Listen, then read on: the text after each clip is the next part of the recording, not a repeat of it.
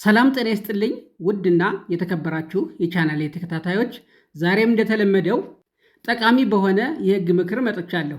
የዛሬ ርዕሰ ጉዳያችን ምን ይመስላል? እንግዲህ የቅጣት ማቅለያዎችን የምናይ ይሆናል።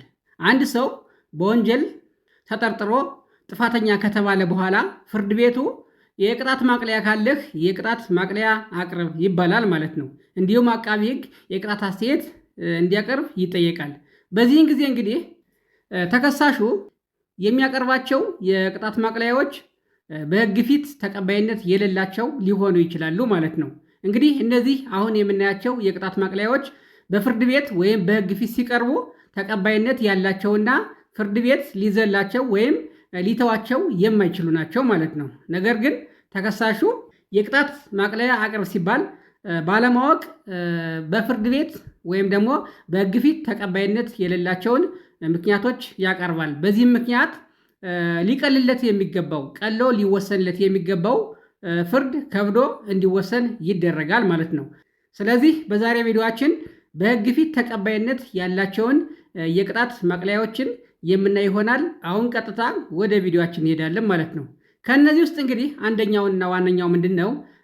ተከሳሽ ከአሁን በፊት ጥፋተኛ ያልተባለ ወይም ደግሞ በወንጀል ያልተቀጣ ከሆነ ይሄን እንዳንድ የቅጣት ማቅለያ ማቅረብ ይችላል ማለት ነው። እንግዲህ አሁን ከጥፋተኛ ከተባለበት ውጭ በወንጀል ተጠርጥሮ ጥፋተኛ ተብሎ ካልተቀጣ የዘወትር ጸባዩ የተከሳሹ የዘወትር ጸባዩ ጥሩ እንደሆነ ይገመታል። ስለዚህ እንዳንድ የቅጣት ማቅለያ ይያዛል ማለት ነው። አንደኛው ይሄ ነው። ሁለተኛው ተከሳሽ ካመነ ተከሳሽ የቀረበበትን ክስ ሙሉ ለሙሉ ካመነ ወንጀል በመፈጸሙ የተጸጸተ እንደሆነ ይገመታል ማለት ነው። ስለዚህ ክሱ ሙሉ ለሙሉ ካመነ እንዳንድ የቅጣት ማቅለያ ይያዛል ማለት ነው። ሶስተኛው ተከሳሹ የቤተሰብ አስተዳዳሪ ከሆነ ይህም እንዳንድ ማቅለያ ይያዛል ማለት ነው። ተከሳሹ በተለይም በስሩ የሚተዳደሩ ልጆች ካሉ እናት አባት ወይም አያቶች ካሉ የቤተሰብ አስተዳዳሪ በመሆኑ ይህም እንዳንድ የቅጣት ማቅለያ ይያዛል ማለት ነው። ሌላው ተከሳሹ የጤና እክል ካለበት ማለት ነው። ተከሳሹ የጤና እክል ወይም የጤና ችግር ካለበት ይህም ደግሞ በማስረጃ የተረጋገጠ ክትትል እያደረገ ከሆነ በማስረጃ የተረጋገጠ ከሆነ ይህም እንዳንድ የቅጣት ማቅለያ ይያዛል ማለት ነው። ሌላው ወንጀለኛው ወይም ተከሳሹ ወንጀሉን ያደረገው ከፍ ባለ ሃይማኖታዊ ወይም ደግሞ ሞራላዊ ሊሆን ይችላል ወይም ደግሞ ማህበራዊ እምነት ተነሳስቶ እንደሆነ ይህም እንዳንድ የቅጣት ማቅለያ ይያዛል ማለት ነው። እንግዲህ በሃይማኖት ጉዳይ ሊሆን ይችላል ወይም ደግሞ በሌላ በማህበራዊ ከፍ ባለ የእምነት ተነሳሽነት ከሆነ ይህም እንዳንድ የቅጣት ማቅለያ ይያዛል ማለት ነው።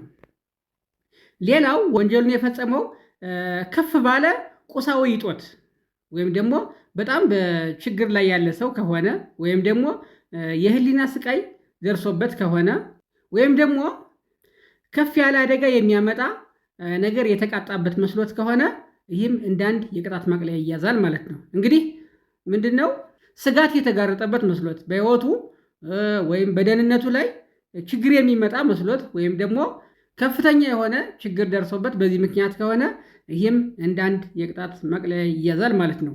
ሌላው ወንጀለኛው ወንጀሉን የፈጸመው የተበደለው ሰው ወይም ወንጀል የተፈጸመበት ሰው ጠባይ ከብርቱ ፈተና ላይ ጥሎት እንደሆነ፣ ለምሳሌ የግል ተበዳዩ ወይም ወንጀል የተፈጸመበት ሰው ጸባጫሪ ሆኖ በመገፋፋት ወንጀሉ እንዲፈጸም ሆኖ ከሆነ ወይም ደግሞ አስጸያፊ በሆነ ስድብ ተሰድቦ ከሆነ ወንጀል የፈጸመው አስጸያፊ ስድብ በመሰደቡ ምክንያት የሆነ እንደሆነ በዚህን ጊዜ እንደ ቅጣት ማቅለያ ይያዛል ማለት ነው።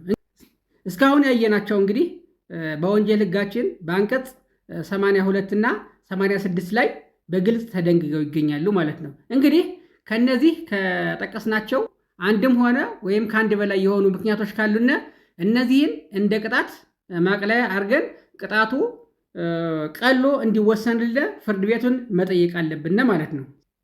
እነዚህም ማቅለያዎች እንግዲህ ለፍርድ ቤቱ ካስረዳን በኋላ ማድረግ ያለብን ምንድን ነው? የቅጣት አፈጻጸሙን በተመለከተ በወንጀል ሕጉ አንቀጽ 190 እና ተከታዮቹ መሰረት ቅጣቱ ከመፈጸም ይልቅ በገደብ እንዲሆንልን መጠየቅ እንችላለን ማለት ነው። እንግዲህ ገደብ ማለት ነው አንድ ወንጀለኛ ጥፋተኛ ከተባለ በኋላ ቅጣቱ ከሚፈጸም ይልቅ ለተወሰነ ጊዜ ቅጣቱ ተገድቦ ቢታይ ጸባዩ ይታረማል ብሎ ፍርድ ቤቱ ካመነ በሚገባን ቋንቋ ምን ማለት ነው?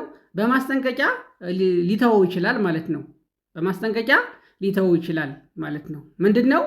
ለአንድ ዓመት ያህል ወይም ለ2 ዓመት ለ3 ዓመት ያህል ሊሆን ይችላል ክትትል እየተደረገበት ሌላ ወንጀል እንዳይፈጽም ክትትል እየተደረገበት ይታያል ማለት ነው።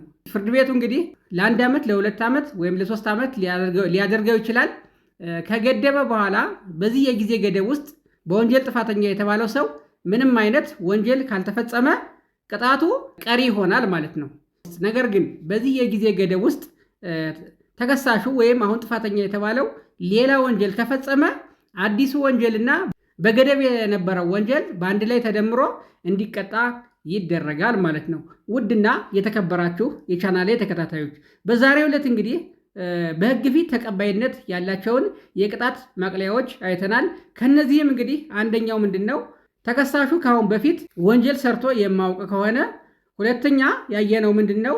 ተከሳሽ ወንጀሉ ሙሉ ለሙሉ ካመነ፣ ሌላው ተከሳሹ የቤተሰብ አስተዳዳሪ ከሆነ፣ ሌላው ተከሳሹ የጤና ችግር ካለበት እና ይህም በማስረጃ ከተረጋገጠ፣ ሌላው ተከሳሹ ወንጀሉን የፈጸመው ከፍ ባለ ሃይማኖታዊ እምነት ተነሳስቶ እንደሆነ፣ እንዲሁም ደግሞ ተከሳሹ ወንጀሉን የፈጸመው ከፍ ባለ ቁሳዊ እጦት የሆነ እንደሆነ፣ እንዲሁም ደግሞ ተከሳሹ ወንጀሉን የፈጸመው የግል ተበዳዩ ጸባይ ችግር ውስጥ ከቶት እንደሆነ፣ በዚህን ጊዜ እነዚህ የተዘረዘሩት ነገሮች እንደ ቅጣት ማቅለያነት እንደሚሆኑ አይተናል ማለት ነው።